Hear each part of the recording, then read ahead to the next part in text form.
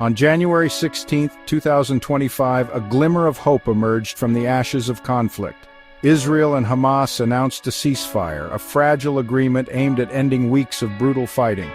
The deal, brokered after intense negotiations, offered a roadmap for peace, but its implementation remained uncertain.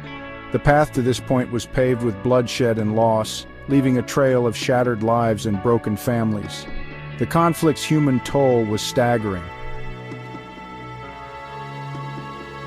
In Gaza, the situation is dire. Thousands of Palestinians, including innocent civilians, perished under the weight of relentless airstrikes and ground offensives. The ceasefire, while tenuous, provided a much-needed respite from the violence. It signaled a potential turning point, a chance for both sides to step back from the brink. Yet deep mistrust and years of animosity cast a long shadow over the agreement. The question on everyone's mind remained, could this fragile peace hold? The ceasefire agreement, complex and multi-layered, outlined a phased approach to de-escalation. At its core was the release of hostages held captive by Hamas since the early days of the conflict. In exchange, Israel agreed to a staged withdrawal from Gaza and the release of Palestinian prisoners. The first phase, considered the most critical, involved a complete ceasefire. Both sides committed to halting all hostilities, a crucial step in preventing further bloodshed. Israel, in a show of good faith, would begin withdrawing its forces from populated areas of Gaza, easing the pressure on Palestinian civilians. Simultaneously, Hamas would release a group of hostages, including several foreign nationals whose plight had captured international attention. This initial exchange, meant to build trust, was fraught with tension. News of the ceasefire ignited a firestorm of reactions within Israel, exposing deep divisions within the government and the public. Prime Minister Netanyahu, facing mounting pressure to end the conflict, hailed the deal as a victory. He argued that it secured the release of Israeli hostages and delivered a blow to Hamas's military capabilities. However, his words were met with skepticism and outright anger from some quarters. Hardliners within his own coalition government denounced the agreement as a capitulation to terrorism.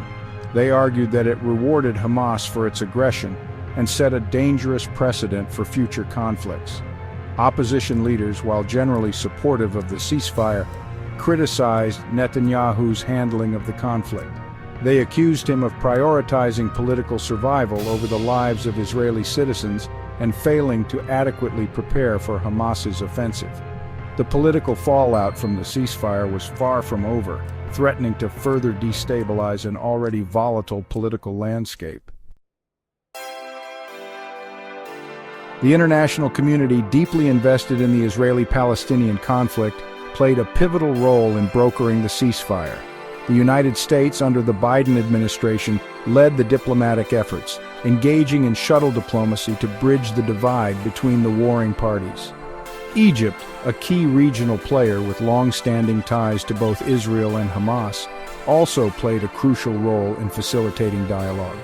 Their intelligence network and channels of communication proved invaluable in navigating the complex negotiations.